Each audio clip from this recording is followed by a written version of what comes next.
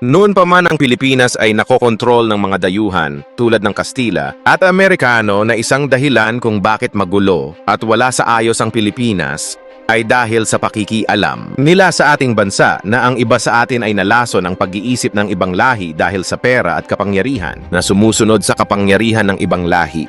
Kaya hanggang ngayon hindi natatapos ang problema ng bansa ay dahil sa mga ganitong uri ng tao sa Pilipinas na may maka-Pilipino, may maka-Amerikano o sumusunod sa kumpas ng ibang lahi na nagpapakita ng katrayduran sa sariling bayan, na may mga taong ayaw ng gulo na mas iniisip ang kapakanan ng negosyo, na wala silang pakialam sa problema ng bansa kundi ang hangarin nila ay magpayaman. Sa bidyong ito ay nagpapakita ng dahilan kung bakit ang mga Pilipino ay walang pagkakaisa dahil sa politika, pera at kapangyarihan, ang sariling interes ng namumuno sa ating bansa laban ang mga ito sa kapwa nila Pilipino na may malasakit sa kapakanan ng taong bayan. Kung inyong mapapansin kung sino pa ang mga Pilipinong lumalaban sa tama, sila pa ang napapasama pinag-iinitan, sinisiraan at nakakasuhan upang patahimikin ito. Etong si Marcos kasi, ito yung culture ng politika. Naggaling pa noon sa mga Espanyol. May mga Peninsulares, Insulares, Indios. And yung mga kolonistang yan, the Spaniards, nung binigay tayo sa mga Amerikano, hanggat sa nagkaroon tayo ng so-called independence, hindi nila inalis ng sistema na yan. Kailangan malayo ang wealth gap sa mga oligarko, pati sa mga mahihirap, so that they can control, they have control over everything. They have control over politicians, they have control over the economy, at sila lang mayayaman, wala silang kompetensya, kasi hanggat sa walang umaangat na Pilipinong pangkaraniwang tao, wala silang kompetensya, and that's what they want to maintain. Unsay gibuhat ni Marcos? Ang ginawa ni Marcos, because PRD opposed this kind of political system, pinadala niya sa Netherlands. Mali and Niger had a joint statement that the ICC is an instrument of neo-colonial powers on the hands of imperialism. Tanawan ninyo, ano pang bumalik dito sa Pilipinas? EDCA sites. Kung kailan yung panahon ngayon, nagkakagulo, nagmamahal yung preso doon sa Gulf area, sa Middle East. And they want to bring war here in the Philippines. Nagtatayo ng mga military bases, and there's rumors that they want to put up a military base in the Davao region. For what? Who will benefit from war? Ito kasing si Marcos, they want us divided. That's why, yung independence ng Mindanao, do not subscribe to that. Sinasabi ko sa inyo. Lahat tayo Pilipino. Bago pa dumating yung mga dayuhan dito sa Pilipinas, Pilipino na tayong lahat.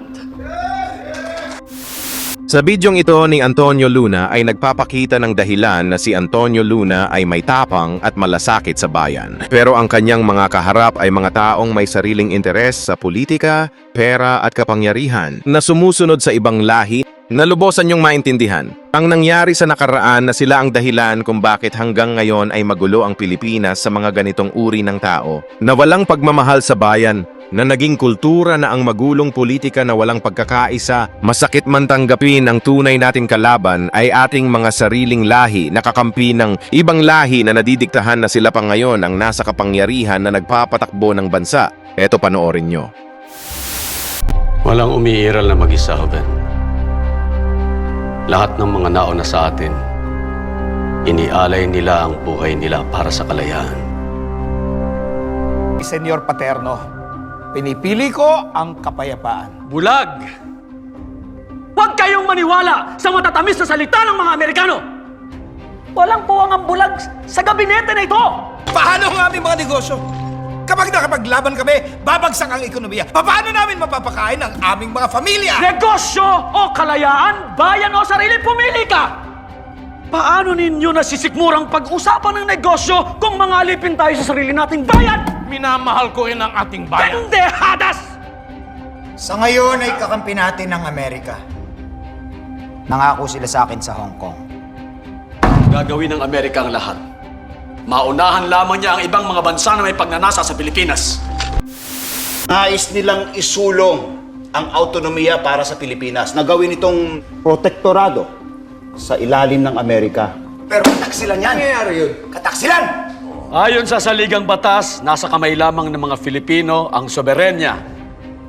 Traidor ka sa pagmumungkahi ng aneksasyon. Hindi ko naman minumungkahi. Ibinabalita ko lang. Paano napapagkatiwalaan ng taong katulad nito? Dati niyang kasabwat ang Espanya. Kung may ganito na tayo sa pangkat natin, di na natin kailangan ng kaaway. Ang Amerika ang pinakamalakas na bansa sa buong mundo. Mapapalawak natin ang ating ekonomiya kung makikipagkalakal tayo sa kanila. Hanggang kailan tayo makikipaglaban? Ang dami nang namatay. At kulang tayo sa pera, sa armas, sa kagamitan. Hindi sa lakas ng loob. Buo ang tiwala ng mga tauhan ko. Kahit si Dr. Jose Rizal. Nasisikmura ba ng gabinete ang ganitong kataksilan? Tinatawag mo ba akong traidor? At duwag! Naalala ko na nakasama kong anak mo sa labanan at iniwan niya ang kanyang mga kasamahan na namamatay. Wala akong anak na duwag. At kailanman, hindi mo nakasama ang anak ko sa labanan. Kaya wala kang karapatang laitin ang pamilya ko, Antonio. Hindi pang lalait ang totoo. Talagang nasa lahi ninyo ang traidor at duwag. Sa ngalan ng Malayang Republika ng Pilipinas, pinag-uutos ko na arestuhin ang traidor na ito. At ikaw din. Bakit pati ako?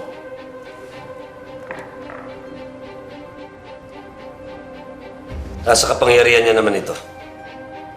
Kapitan, Komandante, arestuhin si Buen Camino. Coronel, Roman! Sumama kayo sa akin. Hindi ako traitor! Labag ito sa konstitusyon! Sumama ka na! Marami ka pansatsat! Kung magiging isang bansa man tayo, kailangan natin ng isang radikal na pagbabago. Mga kapatid, mayroon tayong mas malaking kaaway kaysa mga Amerikano. Ang ating sarili. Ngayon alam natin ang dahilan kung bakit hindi magkakaisa ang mga Pilipino ay dahil sa mga ganitong uri ng tao o politiko na may sariling interes sa politika at kapangyarihan, na nadidiktahan at napapasunod ng ibang lahi, kaya walang pagbabago at magulo ang Pilipinas ay dahil sa kanilang pagpapatakbo. Sila ang maituturing mong salot sa kapwa Pilipino na humahadlang sa tunay na pagbabago dahil sa kanilang katrayduran. Kaya buksan ang inyong isipan sa mga nangyayari. Magmula sa nakaraang panahon hanggang sa kasalukuyang panahon ng politika sa ating bansa. Ito po ang Mark My Channel na naghahatid sa inyo ng mga kwentong may kaalaman. Mag-subscribe na sa aking channel. Follow nyo ako para makagawa pa ako ng mga ganitong content para sa inyo. Like nyo at magkomento.